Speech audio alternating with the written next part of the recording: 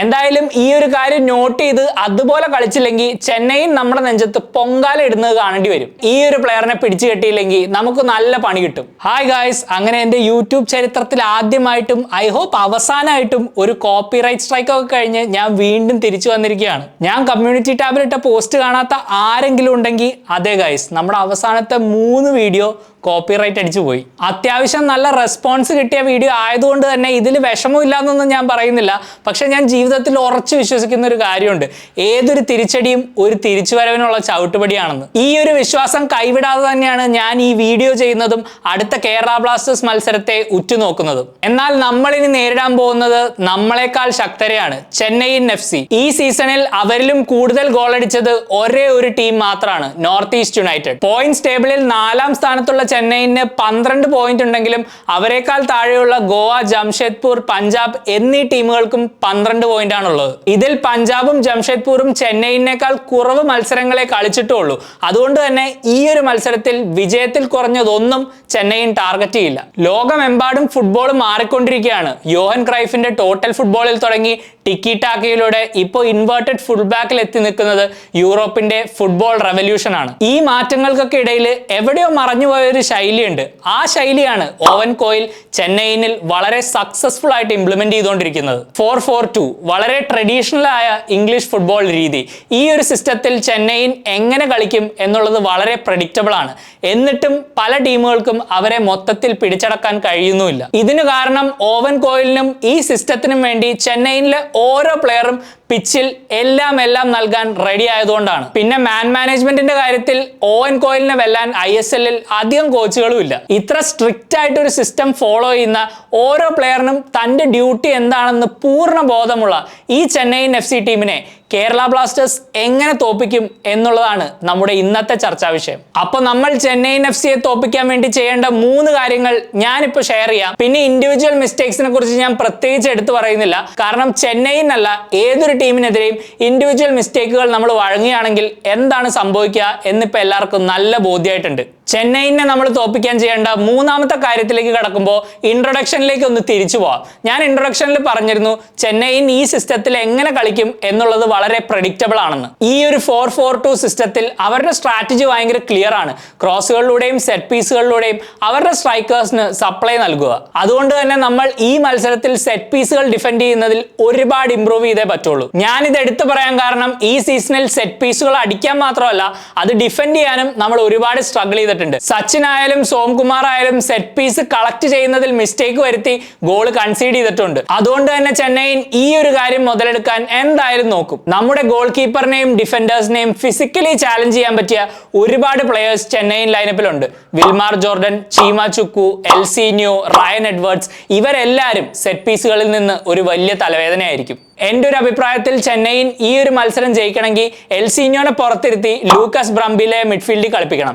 ഇങ്ങനെ കളിപ്പിക്കുകയാണെങ്കിൽ അവരുടെ natural attacking game പുറത്തെടുക്കാൻ കുറച്ചുകൂടെ എളുപ്പമായിരിക്കും. പക്ഷെ എനിക്ക് തോന്നുന്നത് എൽസീനിയോ തന്നെയായിരിക്കും മിഡ്ഫീൽഡിൽ സ്റ്റാർട്ട് ചെയ്യുക എന്നുള്ളതാണ്. ഇങ്ങനെ ഒരു വാശിയേറിയ എവേ മത്സരത്തിൽ എൽസീനിയോ മിഡ്ഫീൽഡിൽ നൽകുന്ന ആ ഒരു സേഫ്റ്റി ഓവൻ കോയിൽ എടുത്തു മാറ്റാനുള്ള സാധ്യത വളരെ കുറവാണ്. അങ്ങനെയാണെങ്കിൽ നമ്മൾ സെറ്റ് പീസിൽ നിന്നും മാർക്ക് ചെയ്യേണ്ട ആളുകളുടെ എണ്ണം കൂടി. എൽസീനിയോ ആയാലും വിൽമർ ജോർഡനോ റയൻ എഡ്വേർഡ്സോ ആയാലും ഇവരെയൊക്കെ ഫിസിക്കലി മാർക്ക് ചെയ്യാൻ പറ്റിയ പ്ലെയേഴ്സ് നമ്മുടെ ടീമിൽ ഉണ്ടോ എന്നുള്ളതാണ് എൻ്റെ ഡൗട്ട്. മിലോസിന് ഇവരുടെ അത്രയും ഹൈറ്റും ഫിസിക്കും ഒക്കെ ഉണ്ടെങ്കിലും ചില സിറ്റുവേഷനുകളിൽ അദ്ദേഹം റിയാക്ട് ചെയ്യാൻ ഒരു ഇത്തിരി സ്ലോ ആണ്.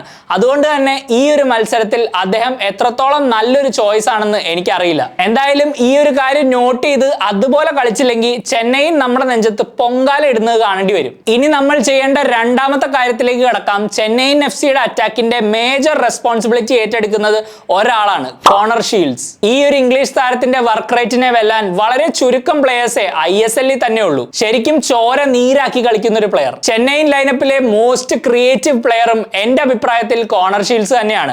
ലൂക്കാസ് ബ്രംബിലേക്ക് ഒരു സ്പെഷ്യൽ ബ്രസീലിയൻ ഫ്ലെയർ ഉണ്ടെങ്കിലും ഓവറോൾ ഗെയിം നോക്കുകയാണെങ്കിൽ ഷീൽഡ്സ് തീർച്ചയായിട്ടും ഒരു പടി മുന്നിലാണ്. പക്ഷെ എന്നെ അമ്പരിപ്പിക്കുന്ന കാര്യം ഈ ടീമിന്റെ ക്രിയേറ്റിവിറ്റി കൊണ്ടുവരുന്ന ഷീൽഡ്സ് ബോൾ തിരിച്ച് വിൻ ചെയ്യാനും ഡിഫൻസിൽ തന്റെ ടീംമേറ്റ്സിനെ സഹായിക്കാനും കാണിക്കുന്ന ക്വാളിറ്റി PSL തന്നെ വേറെ അധികം പ്ലേയേഴ്സ് ഇത്ര ഭംഗിയായി ചെയ്യുന്നത് ഞാൻ കണ്ടിട്ടില്ല. ഷീൽഡ്സിന്റെ ഫിറ്റ്നസ് ലെവലും ഈ ഒരു സീസണിൽ ഒരുപാട് ഇംപ്രൂവ് ആയ പോലെ തോന്നി. ഒരു പരിധിവരെ ഇങ്ങനെ ഒരു പ്ലെയറിനെയല്ലേ നമ്മളും മിഡ്ഫീൽഡിൽ മിസ് ചെയ്യുന്നത്. ഞാൻ നേരത്തെ പറഞ്ഞ ക്രോസുകളും സെറ്റ് പീസുകളും ഡെലിവർ ചെയ്യുന്നതിൽ വളരെ എക്സ്പേർട്ട് ആണ് ഷീൽഡ്സ്.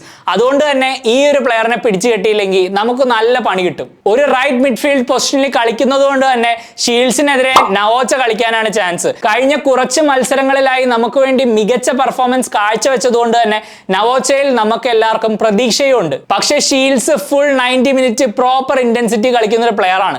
ഇതിന്റെ കൂടെ അദ്ദേഹത്തിന്റെ ഫിസിക്കൽ സ്ട്രെങ്തോടെ ആവുമ്പോൾ ഏതൊരു ഡിഫൻഡറിനും ഇത് ഡീൽ ചെയ്യാൻ കുറച്ചൊന്ന് പാടുപെടേണ്ടി വരും. ഈ ഒരു പ്ലെയർ ബാറ്റിൽ ആര് ജയിക്കും എന്നുള്ളത് ഈ മത്സരത്തിന്റെ റിസൾട്ടിനെ തന്നെ അഫക്ട് ചെയ്യാനുള്ള സാധ്യതയുണ്ട്. ഇനി ചെന്നൈയിനെ തോപ്പിക്കാൻ വേണ്ടി നമ്മൾ ചെയ്യേണ്ട നമ്പർ 1 കാര്യം, ചെന്നൈയിൻ എങ്ങനെ കളിക്കും, ആരെ പിടിച്ചാൽ അവരെ തളയ്ക്കാം എന്നൊക്കെ നമ്മൾ നോക്കി. പക്ഷെ ഈ ഒരു മത്സരം ജയിക്കണമെങ്കിൽ നമ്മൾ ഗോൾ അടിക്കണ്ടേ? അതെങ്ങനെയെന്ന് നമുക്ക് നോക്കാം. ചെന്നൈയിന്റെ ഡിഫൻസ് എടുത്ത് നോക്കുകയാണെങ്കിൽ അതിൽ ഒരുപാട് പേസിൽ ഡിപ്പെൻഡ് ചെയ്ത് വളരെ വലിയ ഡിസ്റ്റൻസുകൾ കവർ ചെയ്യാൻ കഴിവുള്ള പ്ലെയേഴ്സ് ഇല്ല.